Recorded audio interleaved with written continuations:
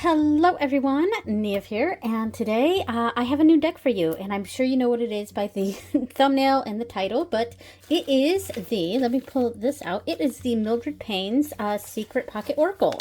Yeah, so I'm like insanely late to this party, but yeah, I think I saw this in someone else's recent video.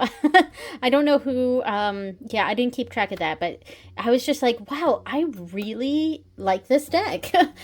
So yeah, I just got it in the mail like probably 10 minutes ago. I haven't even unwrapped it. It's in the little bag here, and I got the mini version, which was the original. They have created a deluxe version that's larger, and I think a lot of people prefer that one, but I don't know. This deck is very Lenormand-like to me, so I wanted the mini.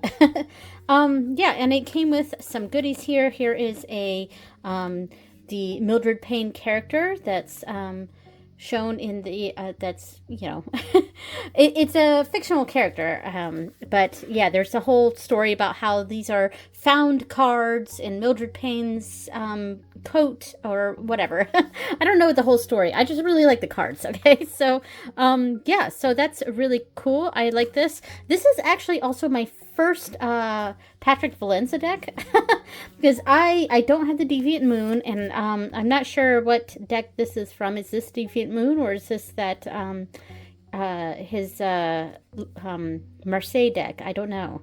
But yeah, so there's another goodie. I like his art like a lot. It's just, I don't know, like the Deviant Moon just never really appealed to me. You know, I think a lot of people don't like that one, or some people don't like that one because it's freaky and scary and kind of spooky, and that's not me. I actually kind of like that kind of stuff, and I like the oddballness of his decks, and the Deviant Moon, but there was just something about that deck that just, I don't know. And here's another one. This is the different coloration of this Mildred Payne's. So that's pretty cool. And also this little Ouija thing, which is really cool. I really like this. Oh yeah, I like that one. Yeah, so I guess I'll chat about it while I chat about what I was saying while I open this deck. Let me grab some scissors. All right, here we go. Yeah. Oh, so cute. I really like this.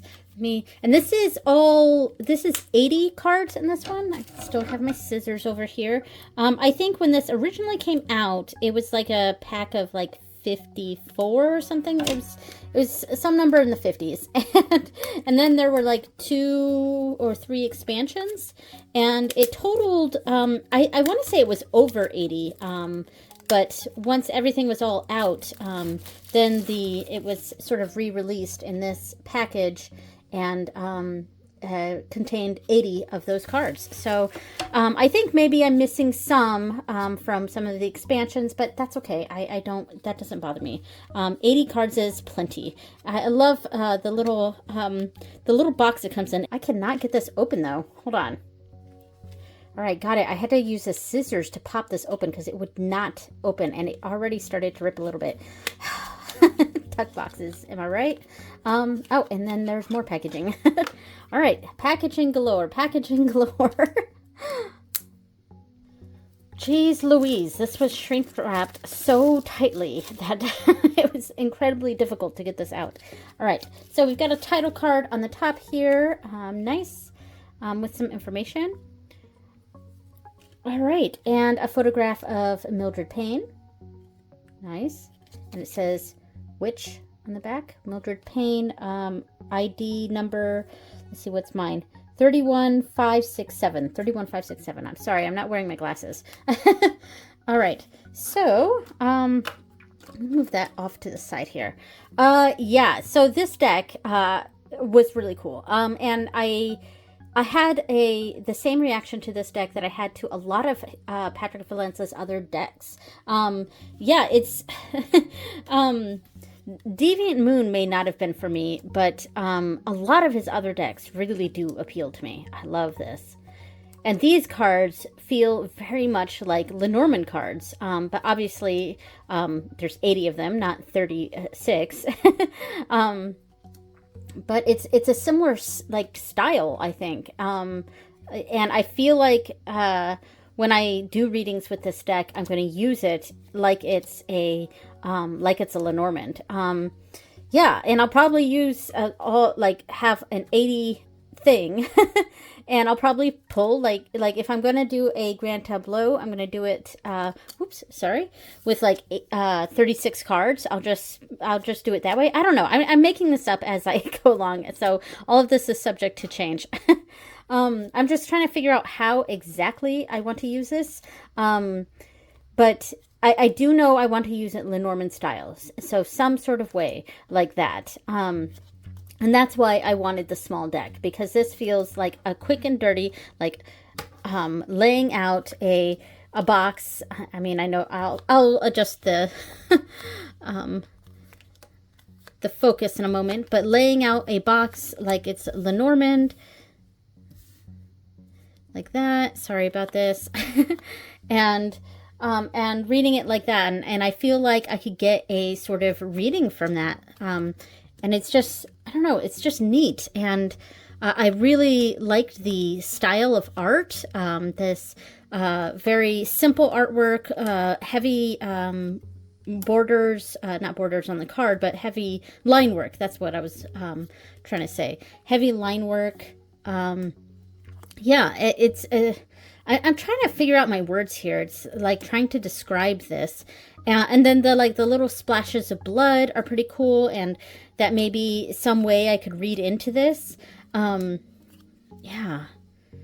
I'm going to have to figure out like a few like focus cards, like the equivalent to the ring, or not the ring, the key in Lenormand, for like, you know, finding lost items or something, and using the key as the card that we're focusing on, and drawing cards from that. Yeah, I've got a lot of different ideas on how I might use this. And I've wanted to get more into, or back into, more divinatory type readings. Because, you know, tarot is fantastic because it's very versatile, and it's not necessarily spiritual. And there's a lot of people that use tarot strictly for the psychological benefits, and you know, and they come at it from a very secular viewpoint, and that's great. And that's actually how I use a lot of my tarot practices, as sort of, I don't know. Okay, so there are 88 cards, so maybe I do have all of them. Okay, I was chatting and wasn't paying attention, but it looks like maybe I have all 88. So that's cool if that's true. So now I'm gonna be mixing them all together.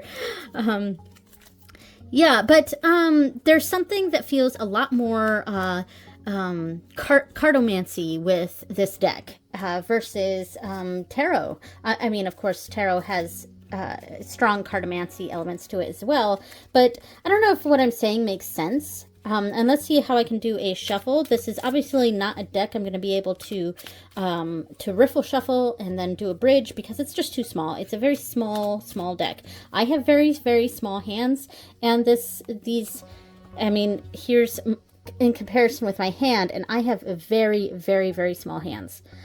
Yeah, like freakishly small hands. Let me see. Oh, I mean, let's grab this tarot deck here, and we can kind of see the size difference. I mean, look at that. Like, it is a very small deck, and I think that's why a lot of people in the beginning, because I was going through and watching a lot of videos on this deck before I decided to buy it, and you know, a lot of people seem to really prefer the bigger size when they came out with the bigger size. And I'm not sure what size that one is, but I really, really didn't want to get a big size. I really wanted a small deck, you know? So, and this is just fine. Like, yeah, it's really tiny, but I think it's, the function is there. And for what I want to use for this deck, I think this is just right. So let me pull out, like, I don't know how much pairing I'm actually going to do with this deck, but maybe I'll pull out a couple of decks and we can just kind of see what some pairing might be. Okay, I grabbed a couple decks here, and we'll just see how it goes. I just laid out a box. We'll just probably keep these cards here because it's just going to be a pain to try to switch out the cards for every single deck here. So yeah, one of the first things I pulled out is another mini deck, and I thought this actually might be kind of cool with this because I'm not sure if I even want to pair this deck with other things. So, yeah, but I pulled this one out, the Divine Doors, and I don't know, it just seemed like it might be something kind of cool. Like maybe we open the door and, you know, and then we do a reading and maybe we close it off. Let's grab one of these other decks that I pulled out. Let's grab this one. I grabbed the Lord of the Rings Tarot just because I feel like the artwork might look kind of cool with this. And let's see, maybe we can pull this out. Come on. It's a little warm in here, so things are kind of swelling a bit. I really hate the stupid guidebook in this deck. But anyway. All right, so let's fix that. And let's say we finish it off with like 2 tarot cards or something. And something like that. I mean, that could be kind of a cool thing.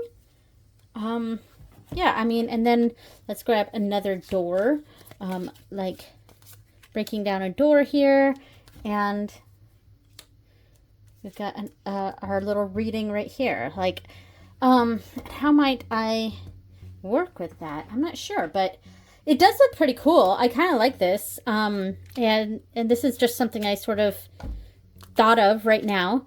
But the only thing I don't like about this deck, I really don't like the messages on the backs. I like the doors, but like I don't like the messages. Like they mean nothing to me.